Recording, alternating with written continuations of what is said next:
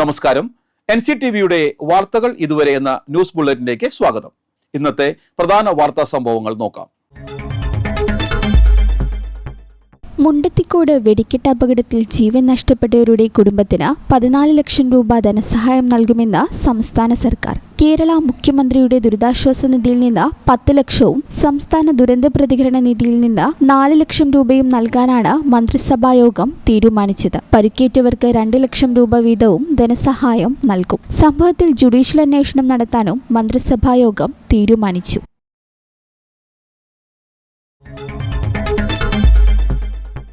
മുണ്ടത്തിക്കോട് വെടിക്കെട്ട് അപകടത്തിൽ മരണപ്പെട്ട 7 പേരുടെ പൂർണ്ണ മൃതദേഹങ്ങൾ ലഭിച്ചതായി ജില്ലാ കളക്ടർ ശിഖ സുരേന്ദ്രൻ അറിയിച്ചു. അതിൽ 3 പേരെ തിരിച്ചറിഞ്ഞിട്ടുണ്ട്. പഴയന്നൂർ വെണ്ണൂർ പാറക്കുണ്ടിൽ വീട്ടിൽ സുദർശനൻ, പാലക്കാട് കല്ലൂർ കുമരനെല്ലൂർ മടിപ്പുറത്ത് വീട്ടിൽ കോർമൻ മകൻ വാസുദേവൻ, കുണ്ടന്നൂർ പുതുക്കാട്ടിൽ വീട്ടിൽ വിജയൻ മകൻ സുവിൻ എന്നിവരെയാണ് തിരിച്ചറിഞ്ഞത്. സുദർശന്റെയും വാസുദേവന്റെയും സുവിന്റെയും മൃതദേഹങ്ങൾ ബന്ധുക്കൾക്ക് കൈമാറി. ബാക്കി 6 പേരെ തിരിച്ചറിഞ്ഞിട്ടില്ല. 13 പേർ ചികിത്സയിൽ കഴിയുന്നുണ്ട്. സതീഷ്, പ്രവീൺ എന്നിവർ വെന്റിലേറ്ററിലാണ്.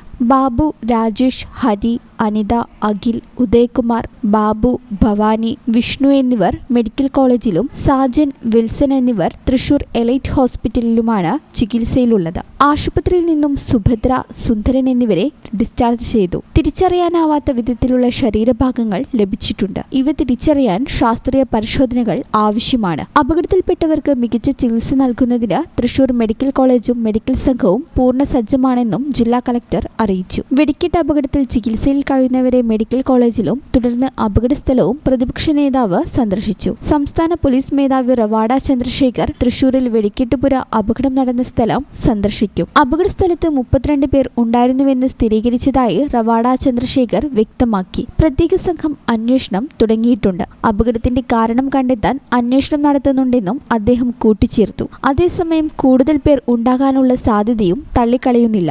സിറ്റി കമ്മീഷണർ നിർമ്മാണ പ്രവർത്തനം നടക്കുന്ന സ്ഥലത്ത് പരിശോധനകൾ നടത്തിയിരുന്നു. എന്തെങ്കിലും വീഴ്ചയുണ്ടായിട്ടുണ്ടോ എന്ന് പരിശോധിക്കും. അപകട കാരണത്തെക്കുറിച്ച് വൈകുന്നേരത്തോടെ വ്യക്തത വരുമെന്നും റവാഡ ചന്ദ്രശേഖർ പറഞ്ഞു. അതേസമയം തൃശൂർ പൂരം നടത്തിപ്പിൽ തീരുമാനം വ്യാഴാഴ്ച. ദേവസ്വം ജില്ലാ ഭരണകൂടം യോഗം വ്യാഴാഴ്ച രാവിലെ 10:30 നടക്കും. യോഗം വിളിക്കാൻ ഹൈക്കോടതി അനുമതി നൽകിയതായി ദേവസ്വം മന്ത്രി VN വാസവൻ അറിയിച്ചു. വ്യാഴാഴ്ച നടക്കുന്ന യോഗത്തിന് ശേഷമായിരിക്കും പൂരം നടത്തിപ്പിൽ തീരുമാനമുണ്ടാകുക. സർക്കാർ ഏകപക്ഷീയമായി തീരുമാനമെടുക്കില്ലെന്നും ദേവസ്വങ്ങളുമായി കൂടിയാലോചന നടത്തിയ ശേഷമായിരിക്കും തീരുമാനമെന്നും അദ്ദേഹം മാധ്യമങ്ങളോട് പറഞ്ഞു.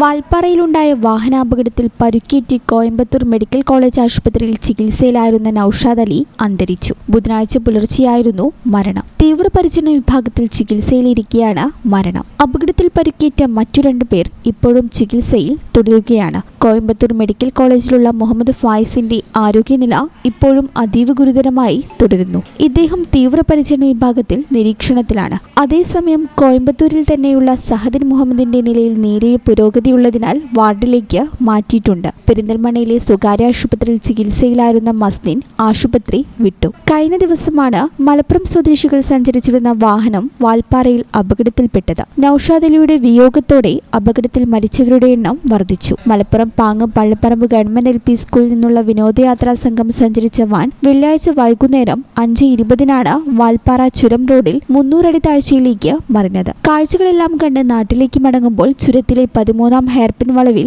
വാഹനം നിയന്ത്രണം വിട്ട് പലവട്ടം കീഴ്മേൽ മറിഞ്ഞ് 9ാം വളവിലേക്ക് വീഴുകയായിരുന്നു. പൊള്ളാച്ചിയിൽ നിന്ന് 30 കിലോമീറ്റർ അകലെയാണ് അപകടമുണ്ടായ സ്ഥലം. പെരിന്തൽമണ്ണയിൽ നിന്ന് വാടകയ്ക്കെടുത്ത ടൂറിസ്റ്റ് വാനിലാണ് ഡ്രൈവർ ഉൾപ്പെടെ 13 പേർ യാത്ര പോയത്. 7 സ്ത്രീകളും ഒരു കുട്ടിയും ഉൾപ്പെടെ 9 പേരാണ് അപകടത്തിൽ മരിച്ചത്. 4 പേർക്കാണ് പരിക്കേറ്റിരുന്നത്.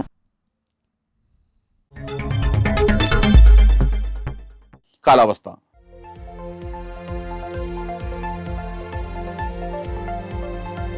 കൂടിയ താപനില 36 ഡിഗ്രി സെൽഷ്യസ്, കുറഞ്ഞ താപനില 26 ഡിഗ്രി സെൽഷ്യസ്. ചാലക്കുടി കൃഷ്ണ ജ്വല്ലറിയിൽ ഇന്നത്തെ സ്വർണ്ണവില. സ്വർണം ഗ്രാമിന് 14,185 രൂപയും പവന് 1,13,480 രൂപയും രേഖപ്പെടുത്തി. ഇതോടെ വാർത്തകൾ ഇതുവരെ എന്ന ന്യൂസ് ബുള്ളറ്റിൻ സമാപിക്കുന്നു. നന്ദി, നമസ്കാരം.